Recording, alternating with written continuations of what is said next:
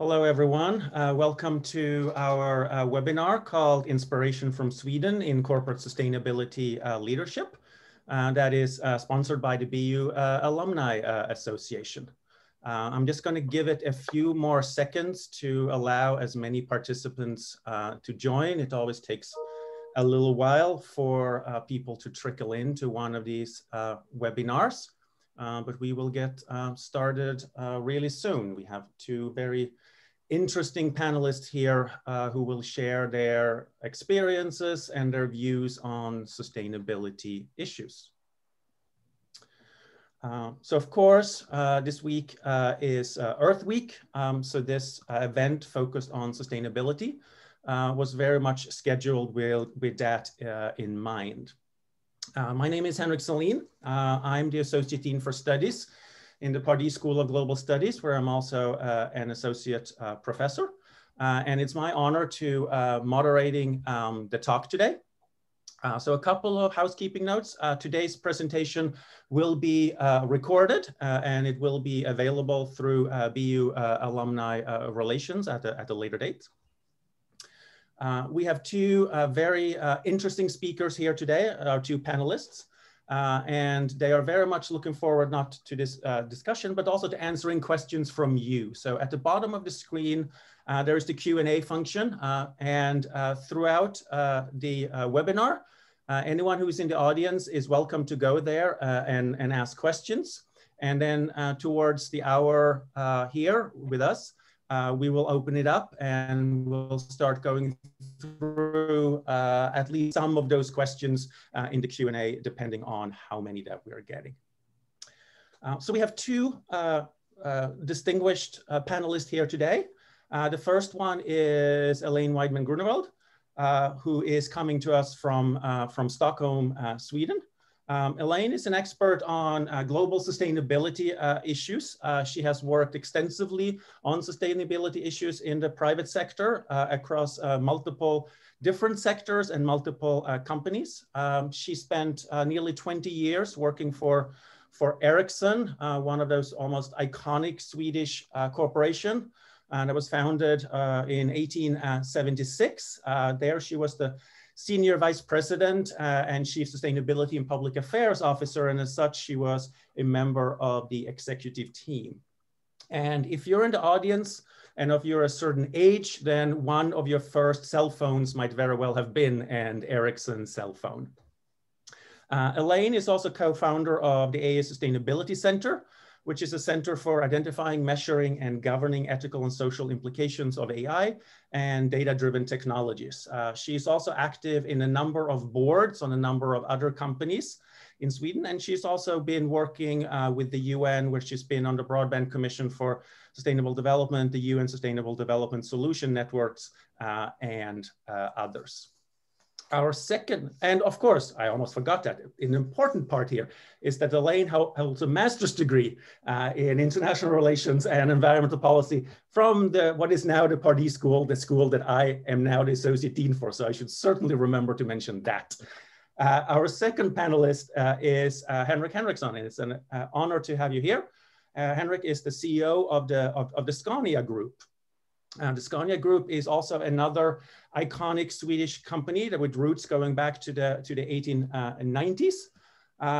Henrik joined Scania, however, a little bit later than that. He joined in 1997. And he was appointed president and CEO of the Scania Group in 26, the same year that the Scania Group was celebrating 125 years of existence. And the Scania Group, for those of you who are not aware of it, is one of those companies that were central in transforming Sweden from a fairly poor agricultural economy to a booming industrial welfare state. It's been one of the iconic companies in terms of transportation, in terms of trucks and buses. He's also sitting on the boards of a number of other major Swedish companies like Electrolux and Hexagon.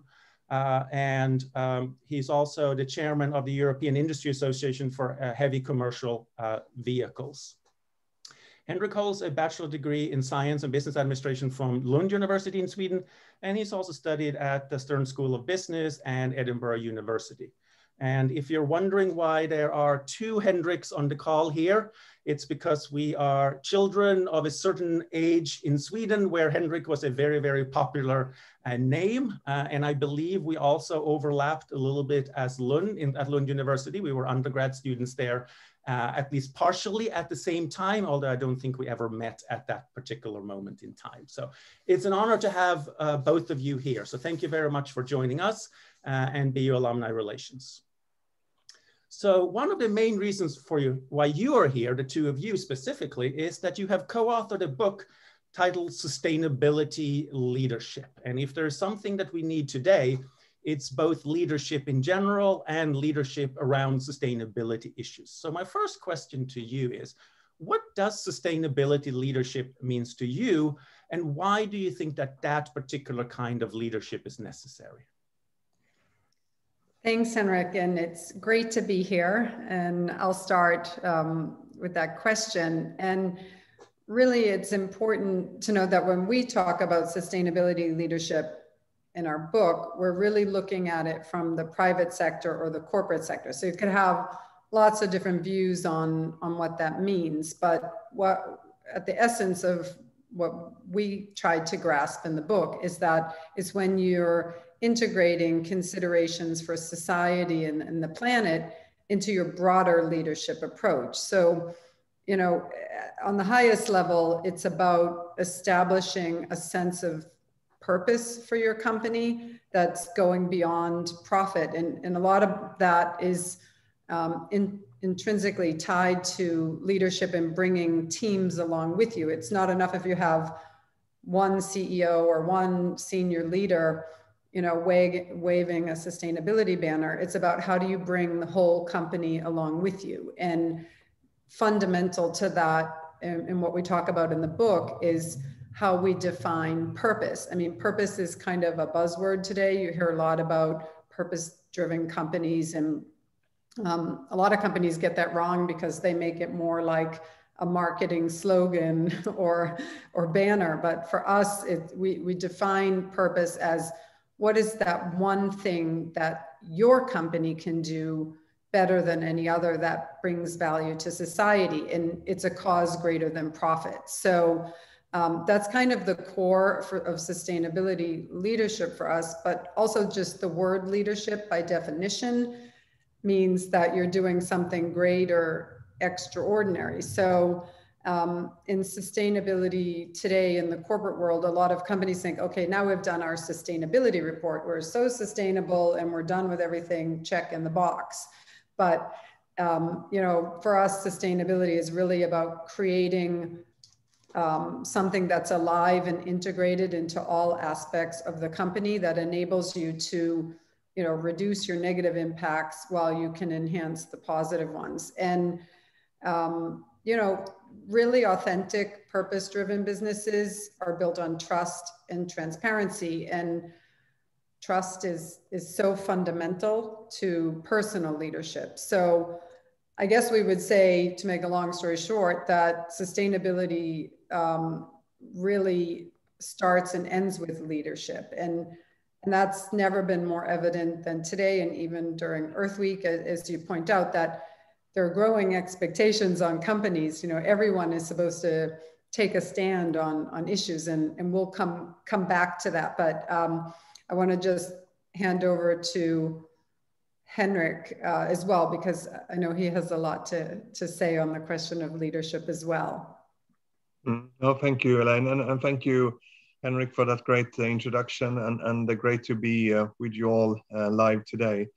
So spinning on what Elaine is saying then on the sustainability leadership, I think what in the book that we have written, we describe a journey on how you can achieve this, regardless of what sort of ambition level you start with or where you are on your journey. It is like a handbook on how you accelerate that journey to a sustainability leadership. But it's also clear that building on what Elaine said about purpose, I can take the example from my own company then, Scania, which is maybe not that well known in the US, but we're a global company. And present around 120 countries, providing then transport solutions, trucks and buses. And what we found out when we started to accelerate our sustainability journey,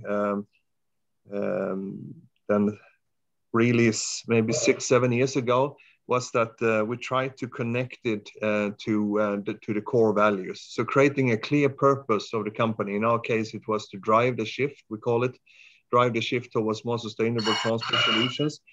And to make sure that that wasn't just a buzzword, we made sure that we looked at all the stakeholders, and not only the traditional one that you hear about, like the employees, the customers, and of course the owners of the capital, but also the society and the planet.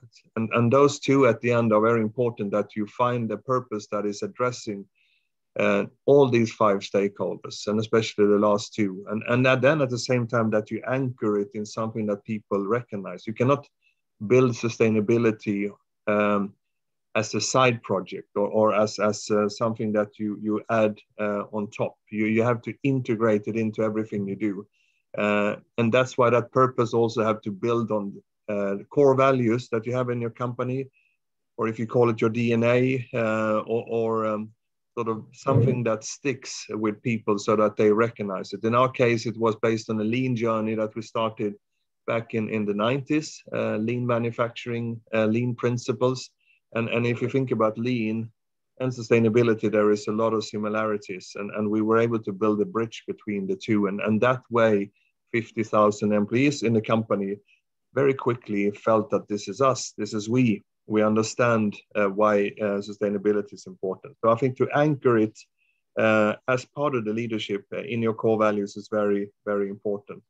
And then, of course, that as leadership, the word leadership, of course, also means that there is a certain responsibility that you have as a leader for yourself, but also as a leader in a company. And what has been driving my own agenda very much has been to sort of think about the legacy of your leadership, both when it comes to the legacy you want to leave to the next generation of leaders in your company.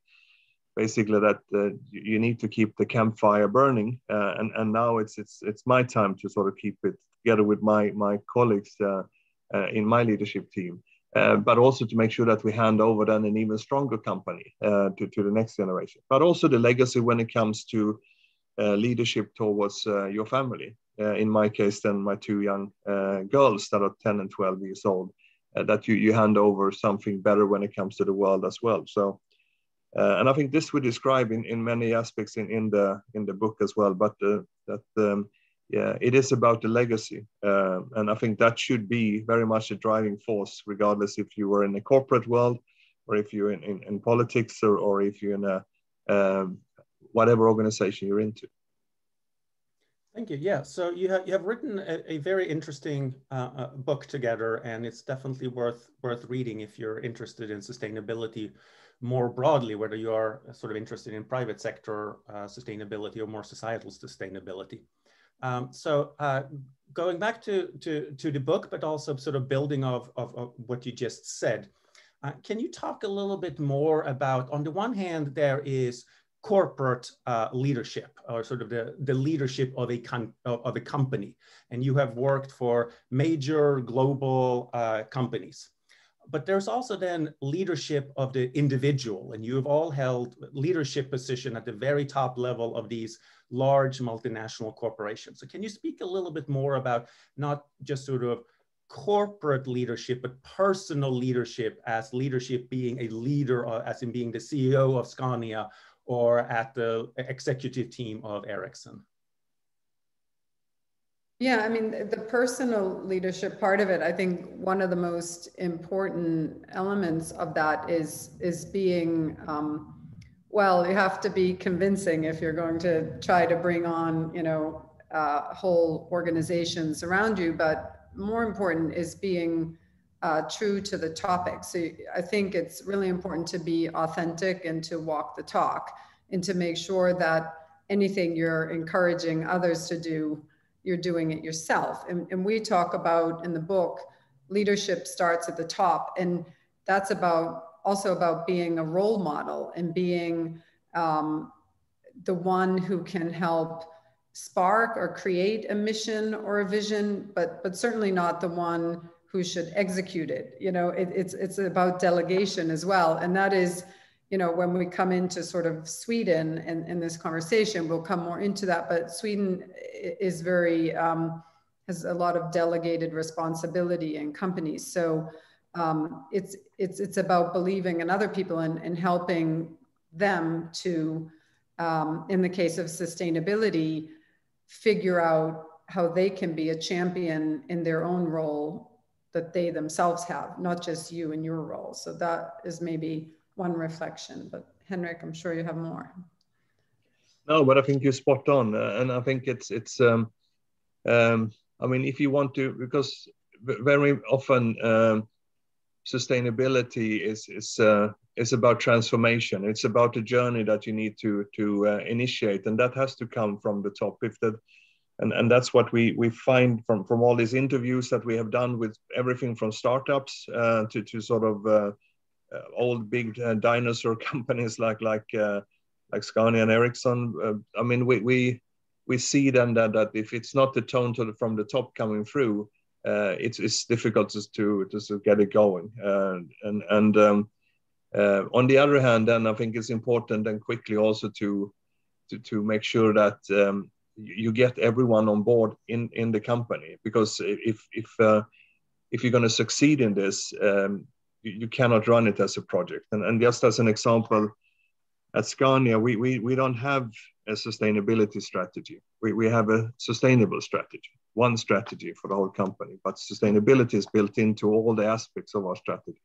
We don't have a sustainability department. It's everyone's responsibility, and it starts with me. So I think that you need to get that into sort of filter it through and try to get through that frozen lasagna that usually the organization is in big corporates. And it can be a little bit easier maybe in smaller companies and startups, for example. But there, of course, you have had other challenges when it comes to maybe scaling it and on the other and getting impact. So, but I think to get everyone on board, that's a very important part of it. So how difficult was that? As in, you have worked in both in companies that have a 100-year history, and it's sort of very easy to say, well, we did it this way for 120 years, so why should we change now? Was it difficult to get these ideas through at the very top and sort of motivate people, or was it easy to get people on board? I can start on that maybe. When I became the CEO in 2016, I thought that now finally now we have the chance. Now we're gonna revolutionize the world of transport. And I got my management team all fired up. There were many of them were new, and then we said, yeah, let's drive the shift, let's go. And then after 6 months, I realized that we were still making the same decisions. We were making the same sort of investments. We were sort of prioritizing the same way we've done before. And then actually we sat down, and it took us almost 6 months to figure out that we could get all sort of aligned in my management team of 8, including me. And it was not, I mean, not everyone was maybe feeling that this is the biggest challenge mankind will ever face, which I do. I think sustainability, and it's our damn responsibility as leaders of a company to do something about it. Maybe I didn't get everyone on board on that, but we could all agree on one thing, and I think that was important, and that is that we all agree that if we do not transform our company to become truly sustainable, we will soon not be relevant. Because you cannot run a company and have not transformed it to sustainability, because then soon basically no one will buy your products or services, regardless of which industry, into if you have not transformed them to become sustainable. And no one will invest in your company if you have not turned it into a true sustainable champion. And no one would like to work for you. And that we could all agree upon. And that was the driving force. And then sort of you got the team with me. And then we trained what we call then the grandfather or grandmother sort of principle is that. So I actually trained my management team in why sustainability was important and how we should make it happen. And then I followed my management team leaders then individually when they trained their teams. And then we continued like that to cascade it out to the organization. It took us 2 years. And I think that's the investment you need to do. Otherwise, you will not get it to really sort of get traction in your organization. Yeah, and I think I would just add to it that we talk a lot in the book about building coalitions of the willing, and you know, there will always be people, you know, where if you come with something new, as you're saying, with these 140-year-old companies, as in the case of Ericsson, that are naysayers or don't think it's important or whatever. And so I was very specific, and you could say I had tactics for this in my approach. So I would take the C-suite, for example, and take them one at a time and try to show them why, you know, I would go to the CFO and make the case for why non-financial reporting and data in that area was growing in importance. But I didn't know enough about the financial reporting at that time. So he helped me to, you know, make it more robust and relevant. Then I would work with the CTO and explain why our, you know, product strategy and product roadmaps and all of the R&D needed to start thinking in a new way around technology, and go to, you know, the sourcing team and talk about why we were exposed to compliance and other types of risks as we're, you know, we're manufacturing in many different parts of the world. So my approach was like, we did a lot of training as well, not to the level that Henrik described, but also just trying to find the people that really wanted to work with it and start with them so you can get success. And then you have to tackle the other ones too. But if you can focus on building some kind of critical mass and coalition in the early stages, it's much easier to convince the others. So every company is different, but, and every organization is different. So, but you shouldn't give up. Perseverance is like key. On that note of difference, so the sort of the main title of your book is Sustainability Leadership, but the follow-up title is A Swedish Approach to Transforming Your Company, Your Industry, and the World. Now, Sweden, in many ways, including in industrial development, is a leading country. It's a leading country in the world. But Sweden is also a relatively small country, and there are many countries out there that does not look like Sweden at all. So what is it really that companies in other parts of the world, countries in other parts of the world, or in fact, the world as a whole, as you say in your title, can learn from the Swedish experience? Is it unique, or is there something that translates? Yeah, so there's a few things to unpack here. And first, we should say and explain to everyone that when we started writing the book, I mean, Henrik and I, we were like, first it was a process just to agree that we were going to write a book. But once we did, we're like, yeah, let's get leaders from China and Africa and the US and really try to tell the story of sustainability leadership. But well, then a few things happened, not least of which was COVID.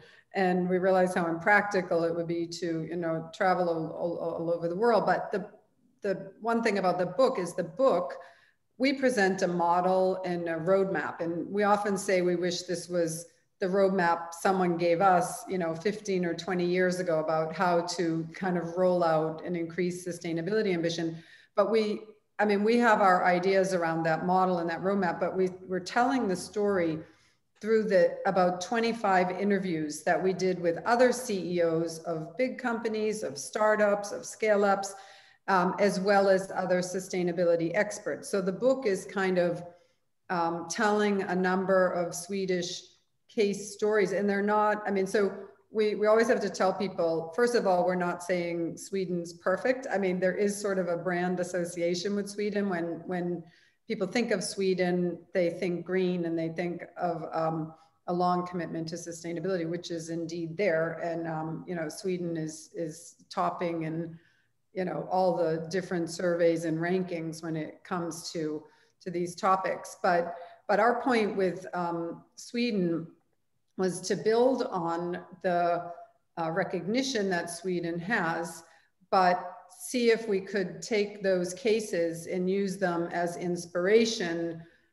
for other people. So it's not saying like this Swedish approach is cookie cutter and it's going to be perfect for you. Not at all. It's more like, here's some experiences that companies have gone through where maybe you could learn things. And we always tell people with the book, read a chapter, read 3 chapters, read whatever's interesting to you.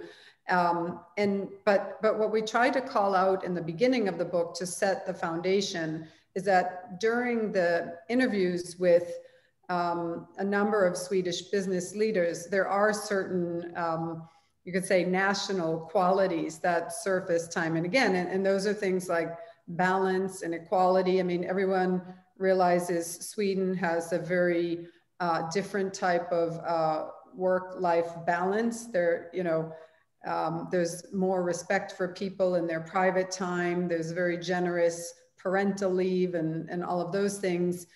But also we say a healthy dose of humility. We kind of joke about it in the book when we're interviewing these CEOs and we're kind of saying like, tell us, you're trying to get the great things out of them, but people are very humble and it's not a bragging society, if I put it that way. So it's like really hard to get the good stories out.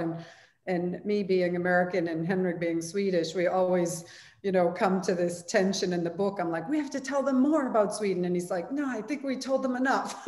So we're always trying to find that balance between each other as well. But, and then I would just say, and I know, Henrik's going to add in here, but this is really a society that prizes nature. And we sometimes say that borders on being like a religious zeal. I mean, nature is so ingrained.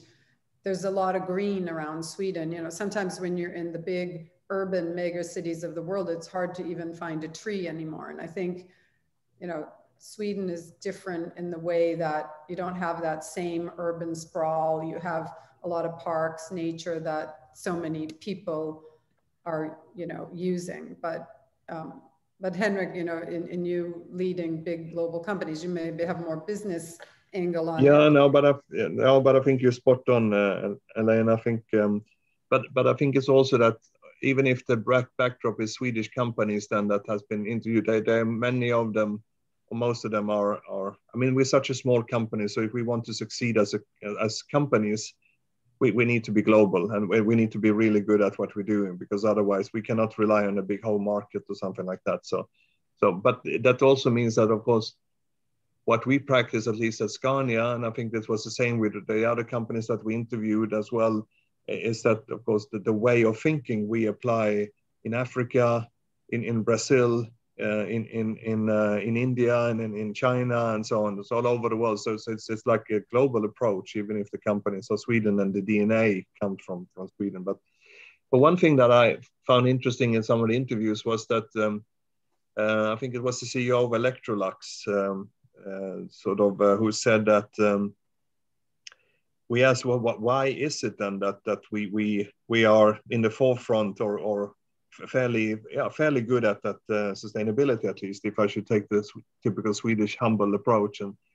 And he put it like this. He said that, I mean, it's on the Maslow's journey. So we have come so far in Sweden that we have a safe and sound sort of society. We have a good welfare system, and that gives us sort of like as individuals and as companies the freedom and the possibility to actually think beyond. We have sort of those sort of basic things that we need to put in place and actually start thinking about sustainability. And one of the CEOs of one of the startups, Norrsken, who is a foundation actually where the sort of all the revenue from the book goes to, which invest then in purpose-driven sort of startups. The CEO there, he said that, I mean, he grew up like in a normal family. Both his parents were working, no fancy jobs, but he got through the Swedish system. He got a good education. He got good support. He felt safe. And from that point of view, he could actually take the freedom of actually trying to start quite a successful company then that's called Klarna, who will soon do an IPO, I think, in the US, which is doing payment systems. And he is contributing a lot of his success to that he had these basics sort of covered, which allowed him to take on a little bit more of a risk journey. So I think it also comes through in entrepreneurship in the country as well. So building off that, so on the one hand, each company is unique, but I think that there's also something to be said that there are sort of corporate cultures, as in the corporate culture in Sweden is different from the German corporate culture, which is different from the Japanese, which is different from the American, and so forth. So can you talk a little bit more about what you see as Swedish corporate culture? Yeah. Do you want to start, Elaine, or should I go? Maybe I can say that I think one thing that is clear is what Elaine was into before, is the leadership is very a delegated responsibility. It's more about explaining why we need to do stuff than what should be done. And spend a lot, on the other hand, you have to spend a lot of time convincing people why we should do it, because people need to believe in it. But then you let people run, and it's very delegated, and it's not sort of so controlling in that point of view. But of course, you follow up on the result. And then I would say a trait that I heard once from our business partner in Indonesia, and they were representing a lot of big brands, Japanese, German, American, and then Scania as well. And he said that what was different with you guys from Scania in Sweden is that you are horizontal. And I said, what do you mean by that? Now you don't look down on people, and you don't look up to people. You are horizontal. And I think that maybe that is a way of describing the culture, the business culture, I think, in Sweden in general. Yeah, and maybe just one other thing is that it's very consensus driven. So unlike maybe an American company where, you get into the boardroom or the meeting or whatever, and you're kind of, taking a decision or taking the debate in that meeting. In Sweden, a lot of that is done in advance. So you spend more time anchoring things before you ever get to the meeting, as opposed to the other way around. And I think there's benefits of that, because if you're waiting till you get there, then you have to spend a lot of time after the meeting anchoring it. So it's just... we're slow to make decisions, but once we had taken them, finally it goes quick to implement, because then everyone is on board. But we are slow in that first phase. We are. Okay. So both of you have extensive experience working in the private sector, and your book Sustainability Leadership is largely about sort of private sector focused. But sort of thinking of sustainability, but also sort of addressing climate change. Now, some people are then looking at private sector-led production and related consumption as sort of a major obstacle for advancing sustainability. They see the corporate sector as an obstacle that somehow needs to be overcome.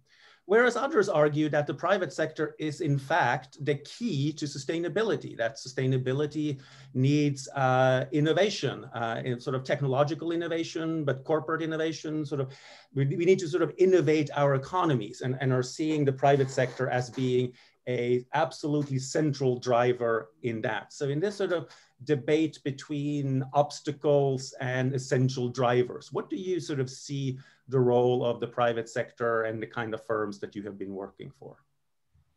Well, this topic in question has, of course, been changing a lot over time.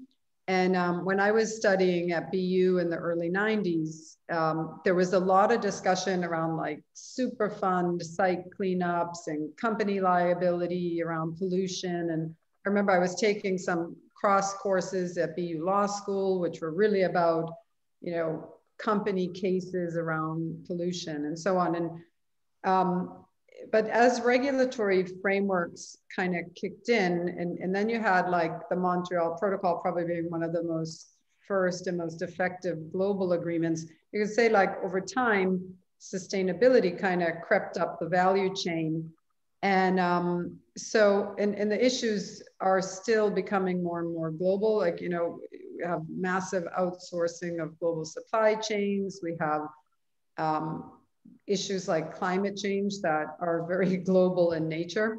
So, so that was kind of my starting point in sustainability. But I would say over the last 20 years, things have evolved a lot. We now have 69 of the richest 100 entities in the world, or companies.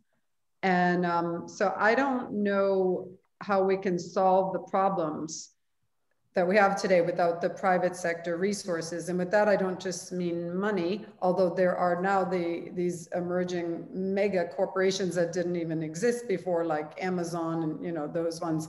But what we really need, in addition to the financial resources, is actually the innovation and the skills and and the scale, you could say, to start to more meaningfully address some of these problems. So I've been a big believer. When I first graduated from BU, I did spend some time in the nonprofit world, and you know, so I have that side of me as well, that I get really passionate about causes, and I do a lot of non-for-profit board work and other things. But I really believe in the private sector and the technology, and the need for technology to start to solve some of the problems. So that's a bit my view, but I know Henrik has a lot of really practical.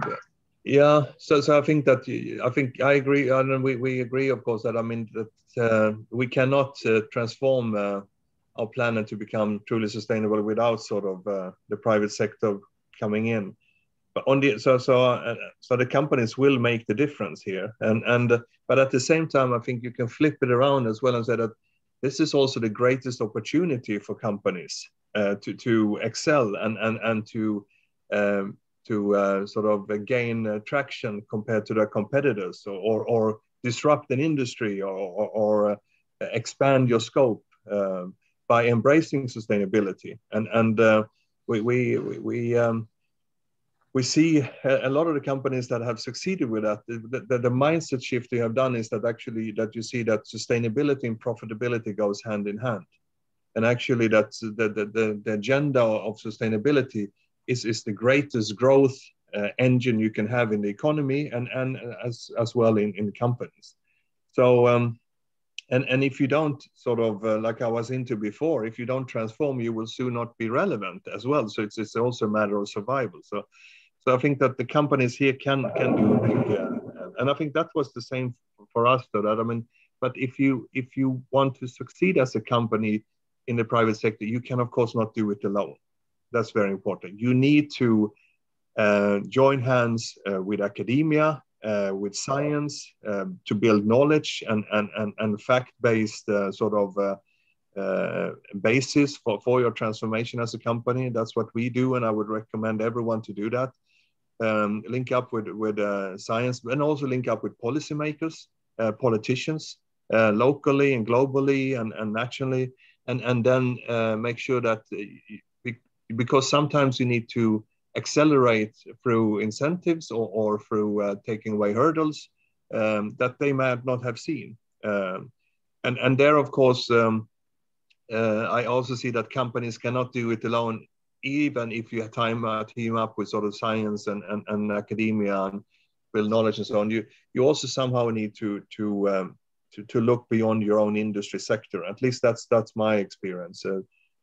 To take one example, we wanted to, the quickest way to decarbonize transport today in the world is not to sell electrical vehicles. Of course, that's what we're doing. That's very good for the future, but that's incremental. Most of our vehicles, they last for 10 years, they're rolling for 10 years. And so the incremental change you do by, like we do today, we can sell electrical trucks all over the world. It makes sense for our customers to invest in it.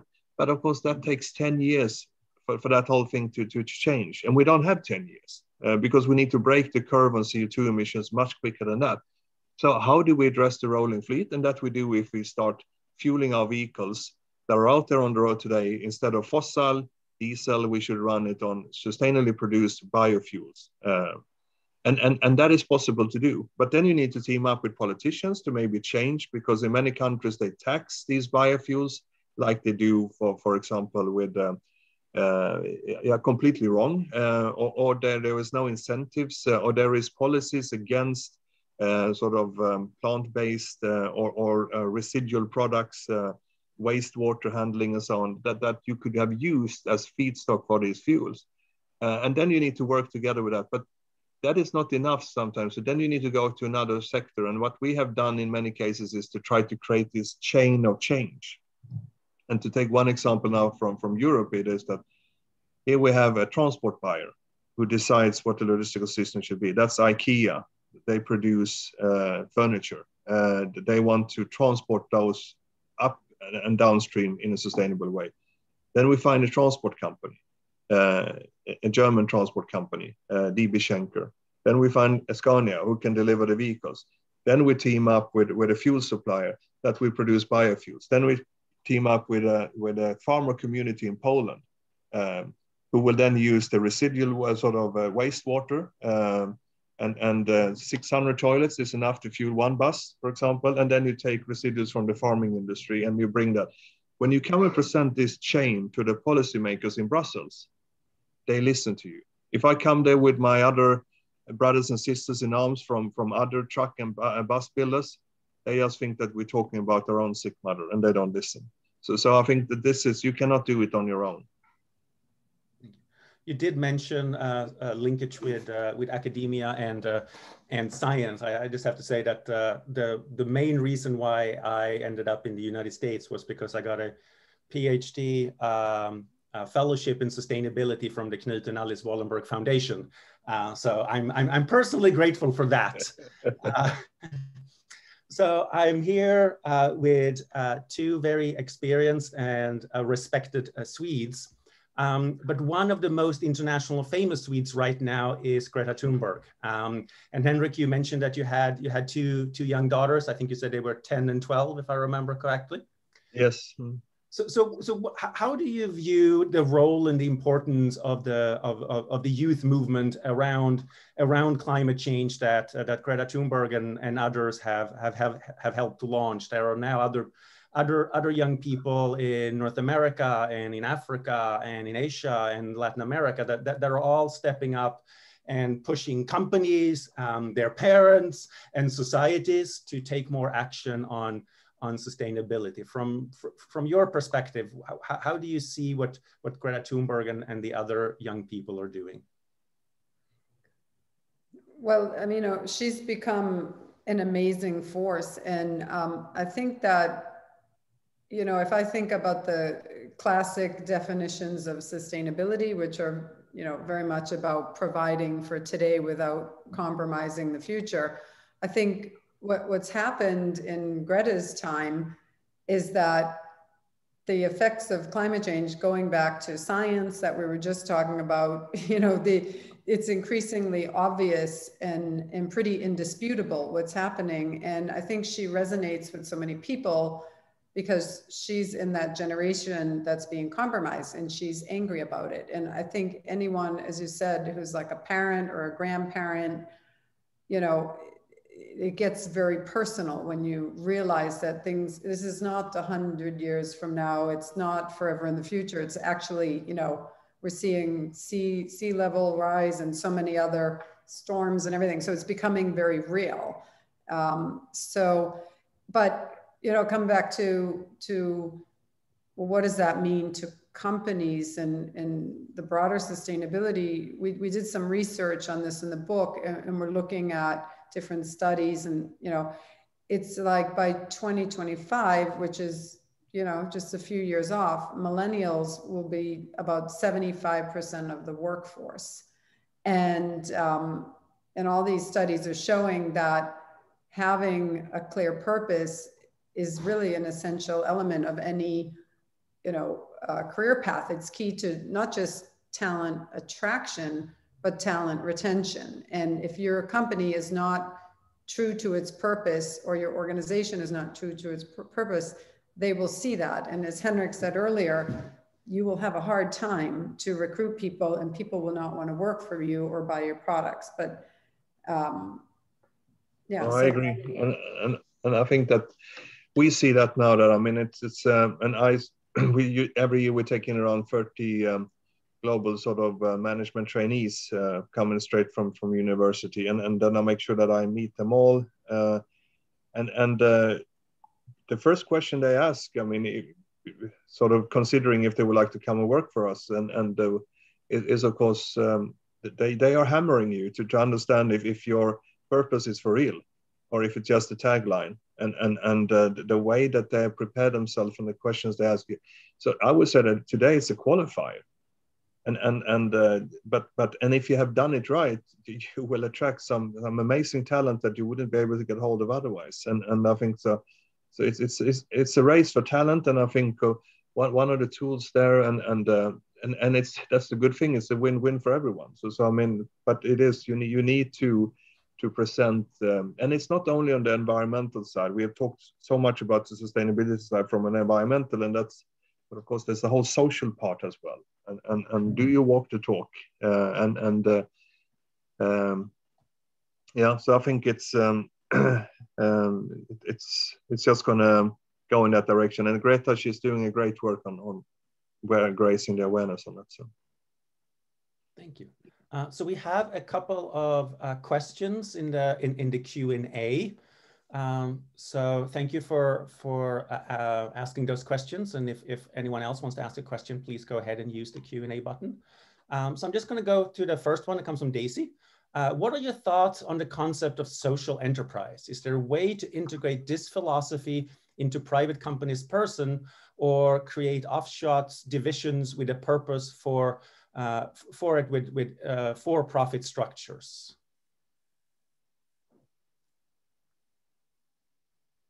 Shall I start, Henrik? Yeah.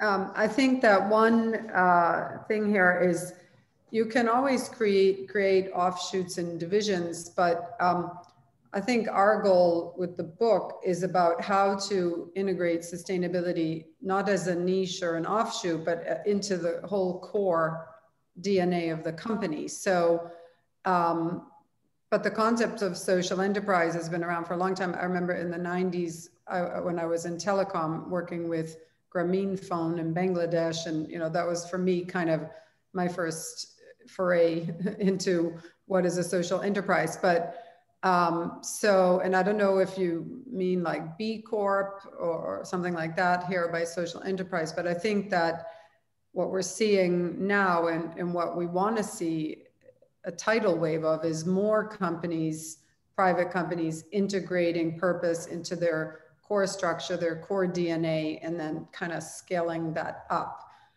It's also one other thing I was going to say on your last question, it's a very exciting time now with startups, because there's so many companies starting today that their whole business is sustainable from the get-go. So you have like the bigger established companies that have to transform themselves, but you also have a whole new generation of companies led by millennials who we just talked about are purpose-driven, and they are coming with unbelievable solutions, whether it's plant-based foods or whether it's renewable energy solutions. Yeah, so I think that, I don't know, social enterprise, I think everybody should be in a social enterprise, big or small. But I agree. I think, if I understand the question correctly, I think it's also that there should not be a contradiction between sort of taking this responsibility, and that's what we mean by putting on this societal and planetary lens on your goggles when you look upon your sort of your role in society as a company, and I think you need to. There is a way forward where sustainability and profitability goes hand in hand. It might be a little bit difficult in the beginning to find that route. A lot of companies that we interviewed said that they struggle in the beginning because maybe their sustainable alternative is a little bit more expensive, and they need to convince the customers to change their behavior. you don't really have a pool.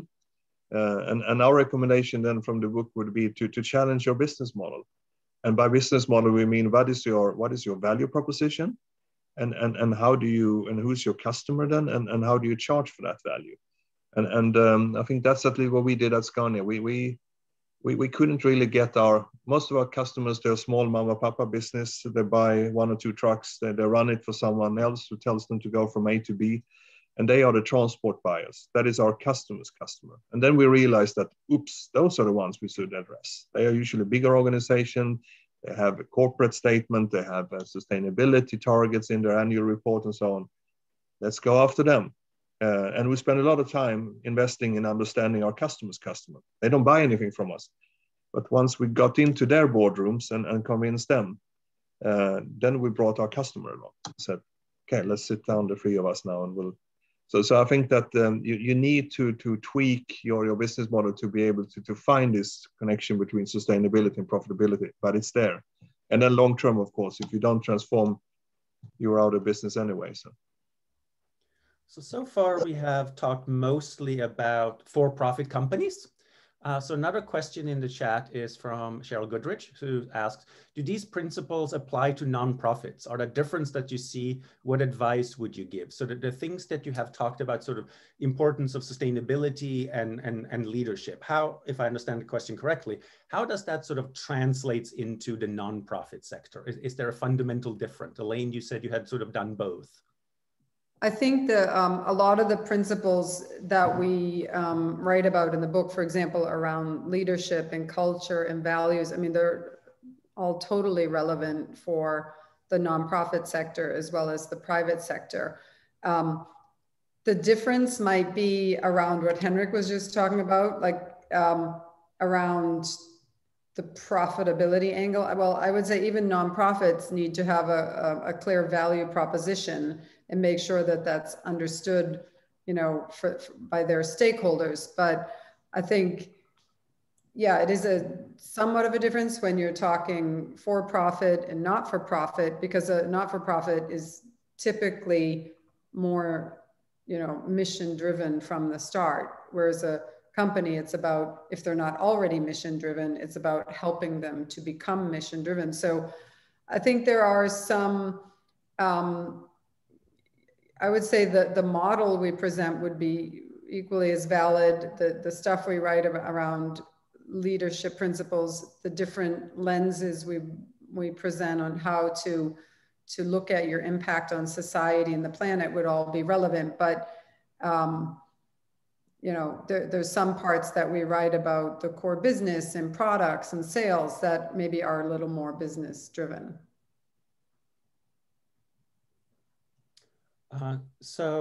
Another question that we got a little bit earlier is, what learning from the COVID year can further progress your thinking on leadership and sustainability? If you were writing the book now, would you write it differently? So we're all sort of struggling with what will the world post-COVID look like, including what does it mean for work? Will work mean the same thing? Does everyone go to the office? Do more people work from home? Henrik, you mentioned that so far we've focused mostly on the environmental side, but you said the social side is important too. And we've certainly seen that around COVID. So how do you see us coming out of COVID? Does that change the way we do or should think about leadership and sustainability? Yeah, I think if the terrible sort of COVID years that we have had brought something positive with it, maybe it is that we get a chance now to restart society and business and doing right from the beginning and doing better, build for the better. So I think that that I think we have to see as an opportunity with this crisis. So when we restart now, we should think sustainably from the beginning. And I think that actually you can see coming through now in politics, in policymakers all over the world. And I think there's a different traction. So I think this was a wake-up call. And I think it goes from everything when it comes to the environmental issues, but also maybe not so much on the social yet, but I think it will come through there. So, but when it comes to the book, I think if we would have should have we learned anything? Yeah, maybe more that, I mean, that I think the awareness of this crisis, of course, is just showing the vulnerability that we have on this planet, and that we all belong to one system and one planet, and we better work together. But I think our conclusions, it almost feels like, Elaine, maybe that they're even more relevant now than ever, I would say. Recommendations in the book.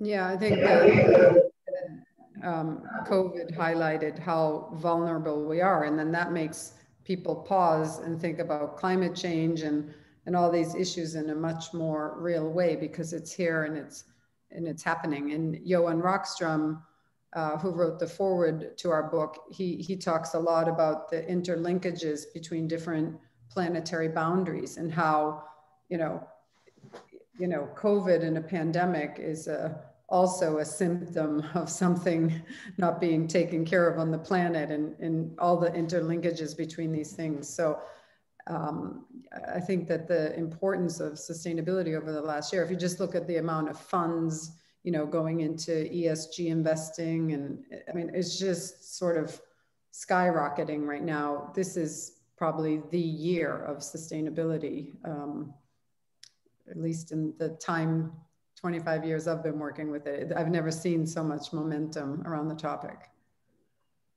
So we are coming up towards the end of the hour, so I'm going to use the prerogative of the moderator to ask one final question. So what advice would you give to a current BU student, or someone who graduated fairly recently, who very deeply believes in the importance of sustainability and advancing sustainability, but are not quite sure how to do that as part of a successful and rewarding career? If you're a young person and you really want to make a difference, and you're really burning for advancing sustainability, but you also, you want to have a personal, professional, rewarding career, how can those two be combined? For me, it's really clear. It's focus on skills building. So many times, and over the years, I've had people, apply for jobs that I've posted, or want to, work in different facets with sustainability. And I always tell people, you have to have the skills. So many people come and say, I'm so passionate for sustainability, I want to work with it. And I think that's a great start, but we need more than passion to solve real world problems. So we need the scientists, the engineers, the financial experts.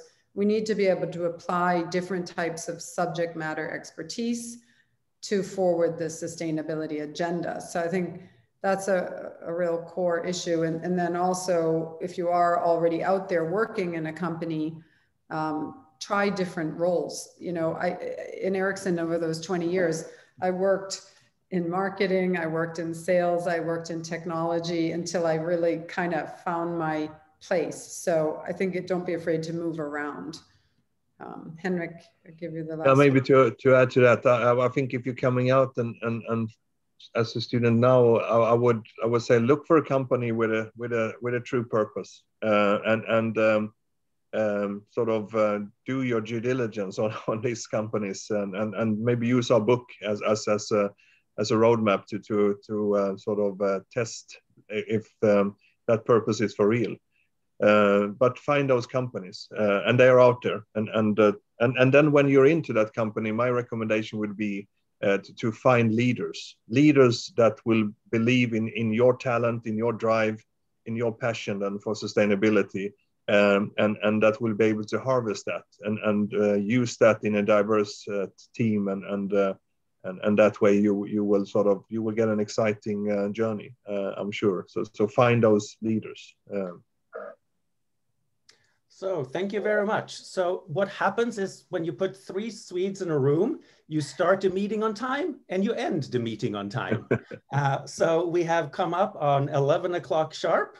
So I just want to thank you very, very much, both Elaine and Henrik, for taking the time out of your very busy lives to come here and talk to us about your book and sustainability leadership. And I also want to thank BU Alumni Relations for making all of this possible. So thank you very much again. It's been a pleasure, and it's been very enlightening. I've certainly learned a lot over the last hour. Hope to see you soon in Boston. And here's the book for anybody who has missed it. And as Henrik mentioned earlier, all the proceeds go to scaling the next generation of sustainable companies. Yeah, thank you, everyone. Thank you. Bye. Thanks. Bye.